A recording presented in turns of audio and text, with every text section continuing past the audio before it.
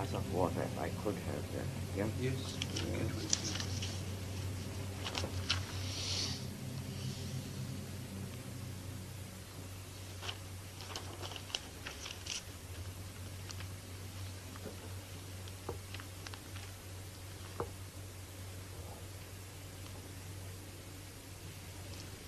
Vous êtes arrivé dans ce pays en 1941, vous veniez d'Europe, vous y vivez donc depuis 32 ans.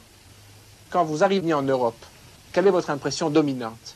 Ma impression dominante, mon impression dominante, well, see, this is not a nation state. America is not a nation state. Mon impression dominante, c'est que l'Amérique n'est pas un État-nation. Et les Européens ont beaucoup de mal à comprendre ce simple fait qu'ils devraient pourtant théoriquement connaître.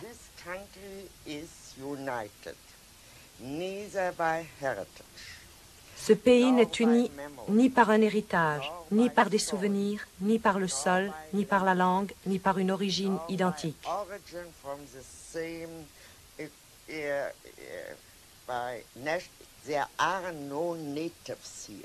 Il n'y a pas d'Américains authentiques ici, les Indiens mis à part. Tout le reste, ce sont des citoyens, et ces citoyens ne sont unis que par une seule chose, et c'est beaucoup.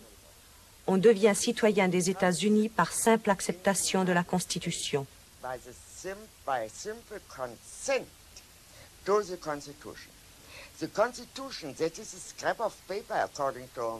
La Constitution, du point de vue français ou allemand, n'est qu'un morceau de papier. On peut la modifier. Mais ici, c'est un document sacré. C'est le souvenir constant d'un acte unique et sacré. L'acte de fondation des États-Unis.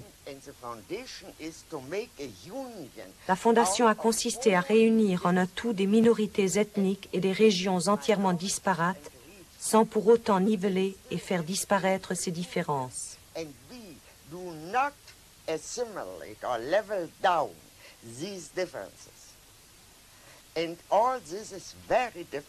Tout cela est très difficile à comprendre pour un étranger.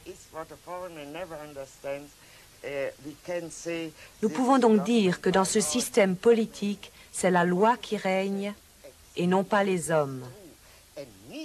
Jusqu'à quel point ceci est vrai et a besoin d'être vrai pour le bien du pays, j'ai failli dire de la nation, pour le bien de l'ensemble des États-Unis d'Amérique, pour la République, à vrai dire.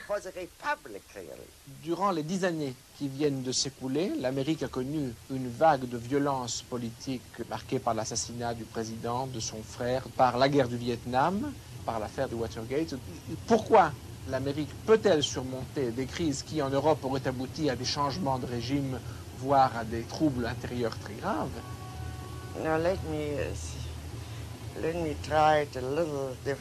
Je voudrais poser le problème d'une façon légèrement différente. Je pense en effet que le tournant dans toute cette affaire a été l'assassinat du président. De quelque façon qu'on l'explique, et quoi qu'on sache ou qu'on ne sache pas à ce sujet, il était absolument évident que pour la première fois, depuis très longtemps dans l'histoire américaine, un crime s'était directement mêlé au processus politique et l'avait transformé.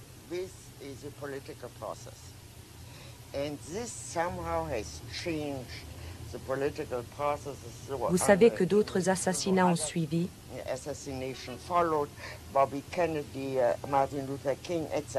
En dernier lieu, l'attentat contre Wallace appartient à cette même catégorie d'actes. L'affaire du Watergate a révélé l'une des plus profondes crises constitutionnelles que l'Amérique ait jamais connue.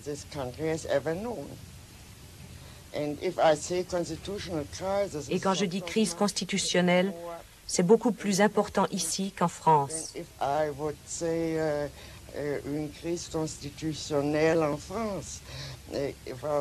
Je ne sais pas combien vous avez eu de constitutions depuis la Révolution, mais pour autant que je me souvienne, au moment de la Première Guerre mondiale, vous en aviez eu 14. Je ne veux pas entrer dans les détails, vous savez cela sans doute beaucoup mieux que moi. Ici, par contre, il n'y a qu'une constitution. Et cette constitution est en vigueur depuis près de 200 ans. Le contexte est donc entièrement différent. C'est toute la structure du système politique qui est en jeu.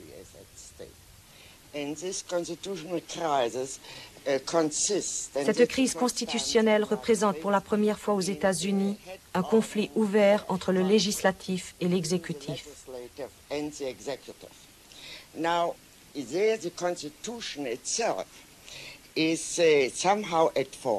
Ici, c'est la Constitution elle-même qui est en partie responsable.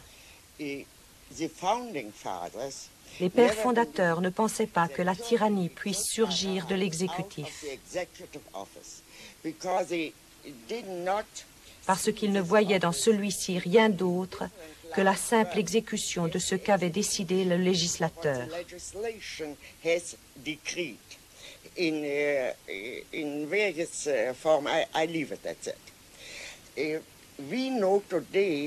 Nous savons aujourd'hui que le plus grand danger de tyrannie vient de l'exécutif.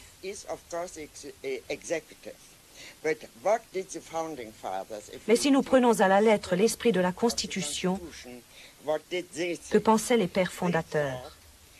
Ils pensaient s'être libérés d'abord de la domination de la majorité. C'est pourquoi ce serait une grave erreur de penser que ce que nous avons est une démocratie.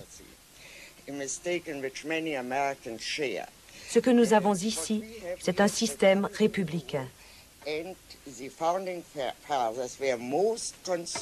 Les pères fondateurs s'attachaient surtout à préserver les droits des minorités parce qu'ils estimaient que dans un corps politique sain, il doit y avoir une pluralité d'opinions.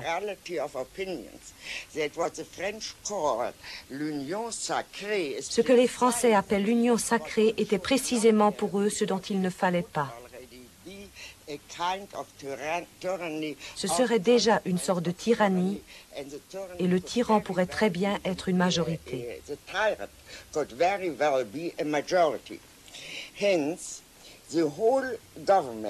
Par conséquent, le système politique tout entier est organisé de telle façon que même après la victoire de la majorité, il y a toujours une opposition. Cette opposition est nécessaire car elle représente les opinions légitimes d'une ou de plusieurs minorités.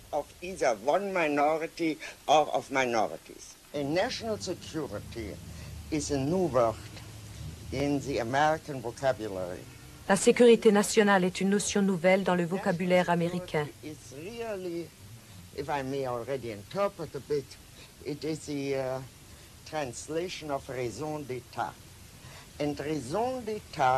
Cette notion de raison d'État n'a jamais joué aucun rôle en Amérique.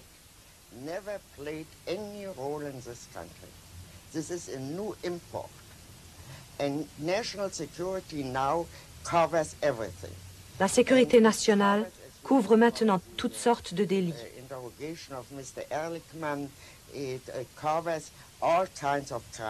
Par exemple, le président a tous les droits. Il est au-dessus de la loi. Le roi ne peut se tromper, c'est-à-dire qu'il est comme un monarque dans une république. Il est au-dessus de la loi et sa justification est toujours que quoi qu'il fasse, il le fait en vue de la sécurité nationale. En quoi, selon vous, ces applications modernes de la raison d'État, ce que vous appelez l'intrusion de la criminalité dans le domaine politique, est-elle propre à notre temps? Est-ce que ceci est propre à notre époque? This is proper at notre époque. This, I really think so. Just as the stateless business is proper at notre époque, and repeats itself again and again under different aspects in different countries and in different colors.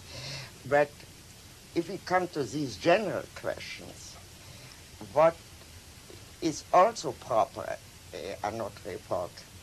Ce qui est également propre à notre époque, c'est l'intrusion massive de la criminalité dans la vie politique. Je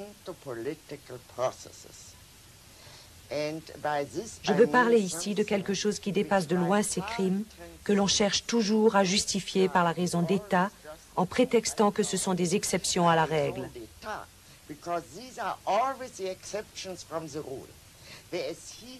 Ici, au contraire, nous sommes soudain confrontés avec un style d'action politique qui est en lui-même criminel. Ce n'est plus une exception à la règle. Ils ne disent pas « nous sommes dans une situation d'une telle urgence qu'il nous faut brancher tout le monde sur une table d'écoute ».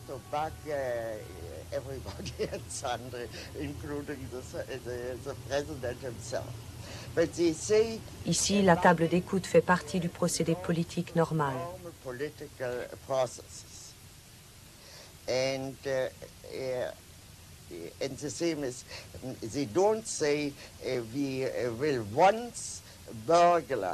Ils ne disent pas non plus « nous cambriolons exceptionnellement les bureaux d'un psychiatre et nous ne le ferons jamais plus ». Absolument pas. Ils affirment au contraire qu'une telle effraction est absolument légitime. Cette affaire de sécurité nationale provient directement de la notion de raison d'État. Cette notion de sécurité nationale que l'on invoque est directement importée d'Europe centrale. Bien sûr, les Allemands, les Français et les Italiens la reconnaissent comme entièrement justifiée parce qu'ils ont toujours vécu sous cette règle. Mais c'était précisément l'héritage européen que la Révolution américaine avait l'intention de briser.